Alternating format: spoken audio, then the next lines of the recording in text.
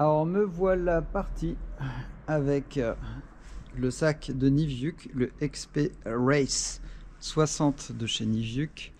Dedans il y a une Climber 321, une sellette Arrow P, non pas Race mais juste la P, un casque, un masque, il y a les gants, il y a le GPS Hyper de chez Navitaire. Je vais prendre mes gants, j'ai encore l'attache de la caméra à mettre et on a donc du coup notre sac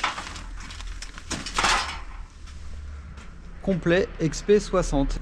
Parce que quand je voyais le sac arriver, je me suis dit ça va être vraiment petit et au final avec beaucoup d'étonnement ça rentre plus que bien. Il est un tout petit peu plus fin, il monte un peu plus haut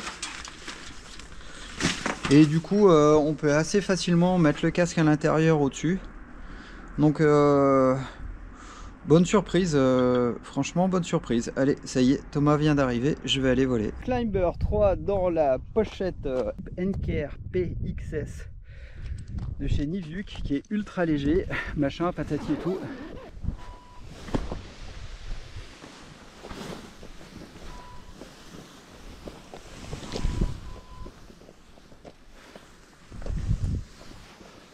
Voilà.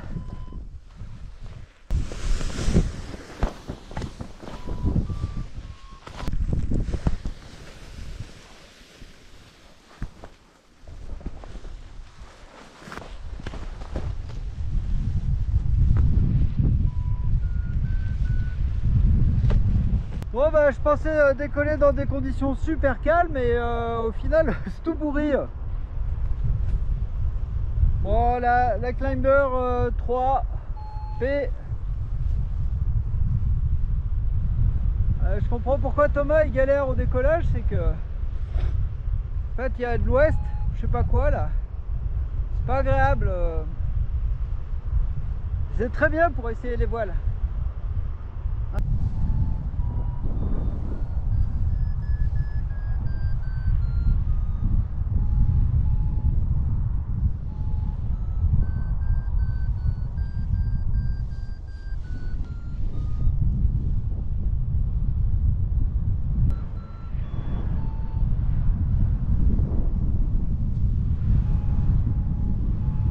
Alors je dois être pas loin du PTV max de la voile, ce qui fait que ça doit faire un peu comme la Zeo Light.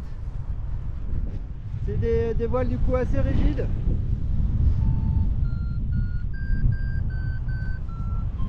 Ah. Je trouve les bons gants qui vont avec et la bonne position.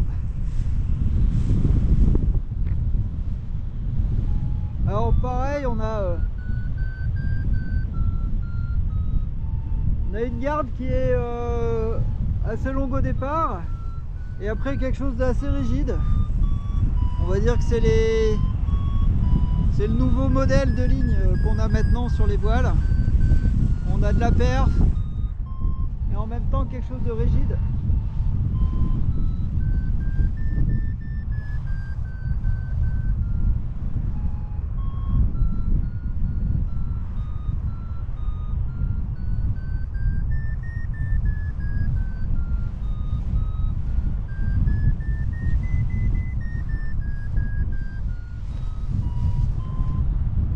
Bon, hein. Ça reste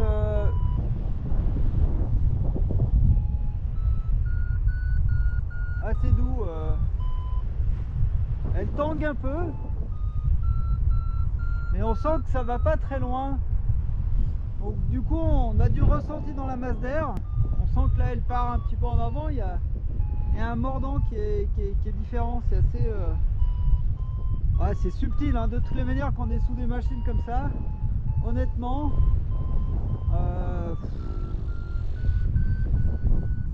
quand on a un pilote en fait de cette catégorie pour faire du marché-vol, à se mettre sous une voile ou sous une autre, au bout de 10 heures, on l'a apprivoisé et puis ça devient notre voile, hein. J'attends Thomas qui décolle toujours. En fait, au décollage, c'était un peu pourri, mais comme on dit toujours, quand c'est pourri au décollage, c'est qu'il y a une bonne raison, c'est que ça va pas être bon en l'air et là ça, voilà, ça chahute un peu, c'est pas foufou.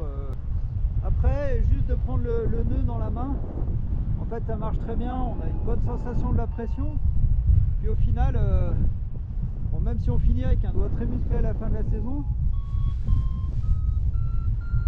c'est pas mal. Je trouve que c'est pas mal, et puis ça évite d'avoir aussi le sang qui circule mal dans les doigts si la poignée est trop faible et si ça serre au niveau des gants. Ouais, j'avance à 25, c'est pas fou, mais...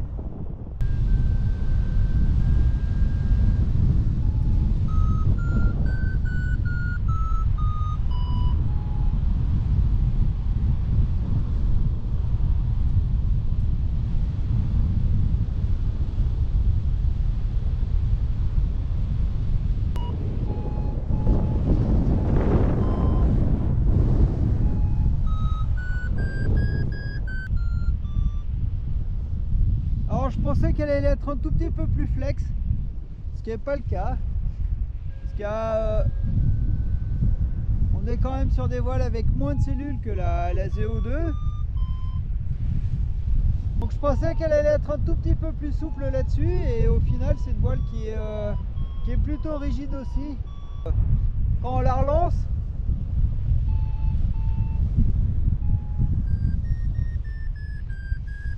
je vais la prendre au frein, au frein, au frein, au frein. Je vais relancer le virage. Ça plonge pas. C'est pas grave si ça plonge pas. Il a masterisé la transition.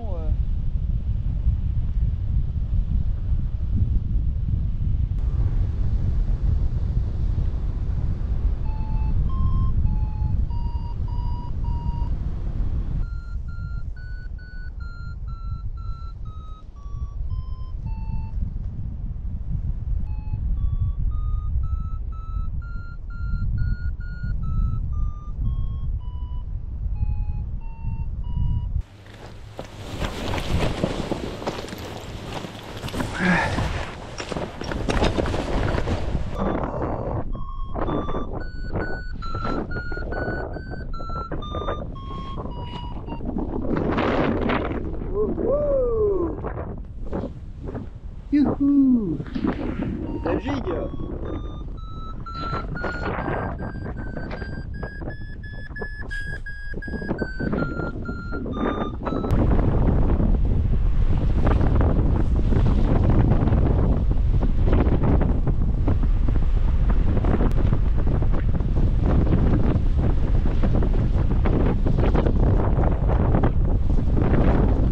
On peut choper un truc là-dedans, pas trop véreux.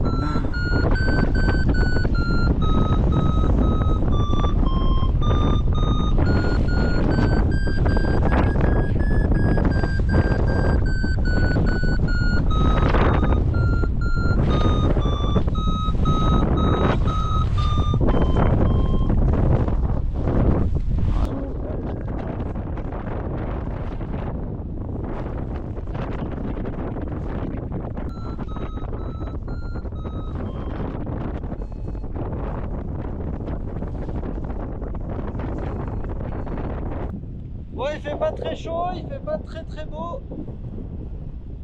Mais là j'ai réussi à utiliser une belle phase là. On est sous le vent de l'est du Gourdon. Du coup on arrive à bien monter sous le vent. Entrée maritime. Un peu turbulent, mais la voile elle est très solide.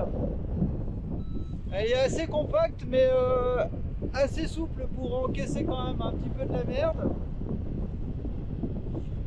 Les poignets avec les gros gants, ça va pas, ça c'est le problème. J'ai des gants en cuir et du coup ça glisse pas du tout, faut du soft shell. Faut pas des gants en cuir, surtout pas des gants en cuir, ça colle à la sangle. Voilà, on peut dire Arrow P. C'est très stable comme sellette. Commence à faire un peu frisquet.